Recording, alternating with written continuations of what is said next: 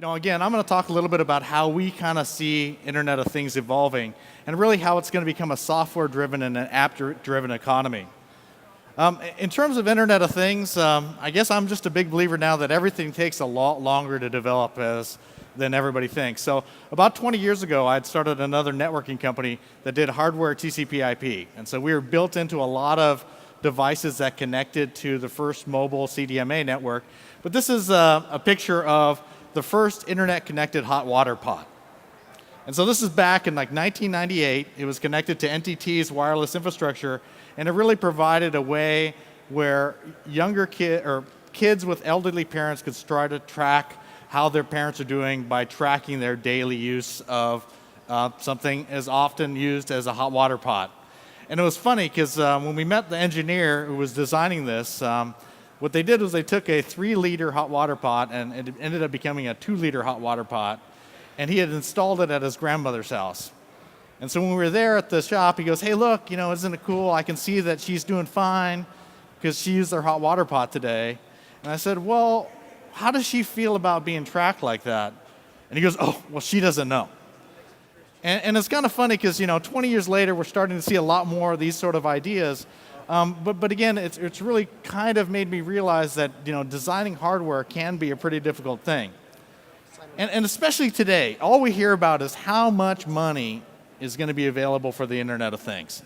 How there's going to be trillions of dollars, there's going to be billions of devices connected out there, and no doubt that's going to happen. But the beauty of being a futurist is that you don't necessarily have to be right at the exact time. And so I think the real challenge is going to be what's going to happen over the next 3 or 4 years that's really going to start us on this trajectory to kind of make this sort of thing happen. The hard thing about doing Internet of Things, I think, is that it's pretty darn expensive to design hardware. And if you look at a lot of the successes out there, it took a whole lot of capital to make that happen.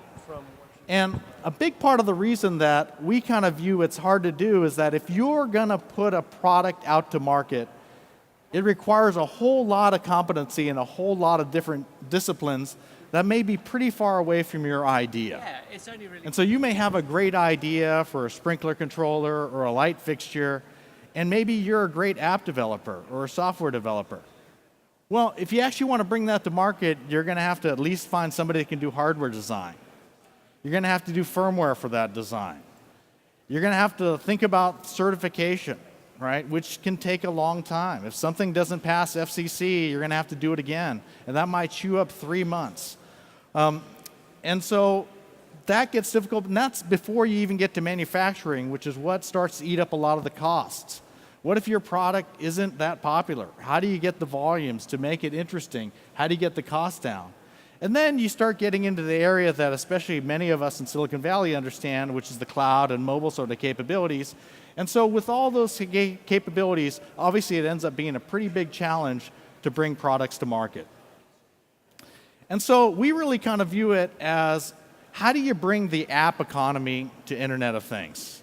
Obviously looking at something like GPS, well, that market turned on a dime. Instantly, if you were a GPS manufacturer, you pretty quickly became irrelevant as it became an app on a smartphone. Similarly, imagine Snapchat had to build a digital camera to bring their product to market. They probably don't get the kind of adoption or create the same sort of community that they have, but it's because, every smartphone has shipped with its own camera app. Even Apple has their own camera app. But it didn't become Instagram or Snapchat. And it's because that hardware platform was a platform. It wasn't just a product that was vertically integrated. And even the handset itself, obviously being able to have apps for that, we really think is what drives that whole economy. It changes everything. There's whole businesses that are built around being able to build that up. If you look at the cash register business, every cash register is now an iPad with a cash drawer and a credit card reader. And so everything is being driven by working on a service level and an app level. And so as we kind of look at the Internet of Things, we wonder what is going to be that 2.0 evolution. Obviously, there's a lot of incumbents out there today, but they're still very vertically integrated. They have APIs that they want you to interface to, but it really doesn't allow somebody to reinvent a better app. change the way the hardware is working. How do you make an Instagram or a Snapchat for IoT if people are vertically integrating those kind of solutions? I think if you look at, this is the MakerCon, and so if you look at what's happening, I think what's happening in the platform business is a pretty good indicator of how this is going to play out. If you look at, a lot of these devices, right, they probably buy chips from one of the companies on the right-hand side. The hard thing, though, is if you're two people with a great idea, chances are you're not going to be able to get the tool chain from any one of these chip vendors. Because chip vendors really just like to ship volume. And so they're quite happy to sell to 6 or 10 companies in the world who are shipping that volume. And so the first thing that their sales guys are going to ask you is, well, what kind of volume are you going to ship? What are you going to do? And so it becomes very difficult to get the tool chain, which ironically is probably run in Linux and some GPL type of software anyway. But if you go over to the left-hand side, which a lot of these projects that we're starting to see from the maker community, the big difference for something like the Raspberry Pi is it's a fully open software development environment. You don't have to design the hardware. In fact, if you're a great industrial designer, you can build a great tool around that, and you could work with somebody who's come up with great software. It's a complete open environment towards that, and we really see that that's how these things are sort of starting to shake out, and we're going to see more and more of those chip vendors kind of going in that direction. And so Gemtech is a company that maybe nobody here has ever heard of. But over the last 10 years, if you ever bought a product from Linksys or Belkin or Uverse, they probably built it. And so they're one of the bigger manufacturers in Taiwan. And it's pretty interesting, though, because they sort of face a similar sort of challenge. So Howard Chen, who's their chairman, came by and visited us. And he goes, look, here's the problem that we manufacturers face. He goes, we don't know who the next GoPro is going to be. And what he said is, he goes, hey, 10 years ago was a little bit easier. He goes, what we used to do is we'd say, hey, it's going to cost you $100,000 in NRE if you want us to build something. And he goes, and that kind of weeded everybody out who was serious and not serious because they could only support so many designs. But then what he said, because we literally work out of a little cottage house in downtown Palo Alto, he goes, the problem I've got now is I come to Silicon Valley, and he goes, everybody looks like you guys. He goes, I have to drive around to some residential neighborhood, I'm walking around to some house, some guys come out in flip-flops, and he goes, well, it's going to be $100,000. He goes, and then they all put out their checkbook and write a check. He goes, so I don't know how I'm going to address this. And so kind of looking at this, we kind of came up with a strategy that we think is an interesting one for the whole Internet of Things space. And so what we did with them is they're coming out with a whole line of what we call hardware Internet of Things products. And so, for example, here's one. It's a sprinkler controller.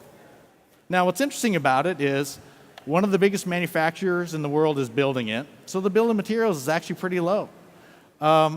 They know how to do the Wi-Fi, so all the complexities about building radio circuit boards and making sure it passes regulatory, it's all done. They know how to do that. They have the chambers in their office. FCC, UL, CSA certification, it's done. So what does that mean? Well, the difference is you don't have to go to MediaTek or Qualcomm and get the tool chain, because we're going to provide that to you. And what we do at Weaved is we do all the cloud services that IoT devices need. So connectivity, mobile connectivity, messaging, security around making sure this thing doesn't get hacked from an outside hacker, we provide all that in. So what this means is, let's say you've got a great idea for a sprinkler controller, or maybe it's a smart plug, or this is a little light fixture adapter that goes into any recessed lighting fixture that happens to have Wi-Fi, a 600 megahertz computer inside, all the memory that you need in Bluetooth. Well, what you can do now is, if you've got a great idea and you're a software developer, just buy one of these kits. We'll give you the tool chain, so just like a Raspberry Pi or just like Intel Edison, you can program to it. You can add those capabilities. We have a full production cloud environment that already people like Philips and a number of people who are shipping, we have 500,000 users using it every month, and that's already all baked in. So now, once you finish your software, all you have to do is say, okay, I'm ready to go to production. You just provide your code to Gemtech, tell them what color you want your plastics, give them your logo file. They'll ask you if you want it air shipped or boat shipped, and now 6 weeks later, you're going to be in production. So you haven't had to make the investment or spend the time to build up the hardware. You'll just be able to bring that idea to market. And a lot of the difficult parts about bringing your idea to market for hardware design, firmware, all the certification issues, finding a manufacturer, setting up a scalable cloud infrastructure, even the mobile apps have already been taken care of. So now what you can do is if you've got the Snapchat for IoT, well, there's lots of different platforms that maybe will fit the form factor that you want to do. And part of the reason this is all possible is that you can go get a Wi-Fi chip today, has a 600 megahertz RISC core in it, 32 megs of memory, 32 megs of flash, 2x2 Wi-Fi, so it can be a Wi-Fi extender, and all that costs under $2. And so the key is make it into a form factor where you can build on top of it. Think of this not so much as a hardware product, but think of it as a platform. And we really think that's what's really going to kind of push this into a whole different space, because the apps are what we think ultimately are going to drive this market. And it's not just going to be the consumer apps. So this plug, so again, same thing. It's a Linux computer that anybody can program. This version happens to have an infrared controller, so if you've got a great idea for a universal remote control, this could be that. Turns out in the whole industrial world, there's this industry association called N-Ocean. And what they do is they do lighting sensors, and they're in about 500 million buildings in the world. And so what they're going to do is they're going to take this module, because it's very inexpensively built, they're going to add their radio to it, and then now they're going to ship this out to all their buildings as a way of internet enabling those buildings. And they're happy because they didn't have to build this, they didn't have to source a manufacturer, and so we think these are the kind of applications that are really going to drive that out. So just to finish off, we've got a little video. Meet Talks Bob. a little bit about what Bob's we would a like to maker, do. a developer, and he loves to travel. A while back, Bob programmed a cool Raspberry Pi application to feed his fish Sam. And that worked great when Bob was home, but the problem was, whenever Bob went away on trips, he had to find someone else to care for Sam. Well, one average morning, Bob discovered the Weaved IoT Kit developers site. It was just what Bob was looking for, and Bob was stoked. It had all the software and cloud services Bob needed to turn Sam's feeder into a robust IoT device. A downloadable app so he could control and monitor his fish feeder remotely and securely. Peer-to-peer connection services for private two-way communication over the internet.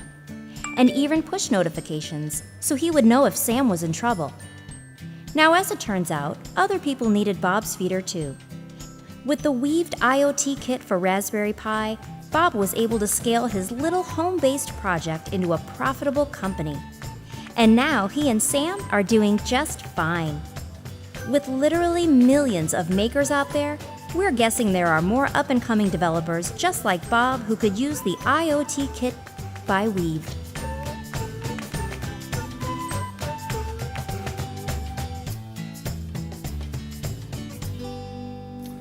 So thanks, everybody. And if you find any of this interesting, we will be at Maker Faire this week. And if any of these hardware products are interesting, they'll be up on Kickstarter by the end of the month as well. So.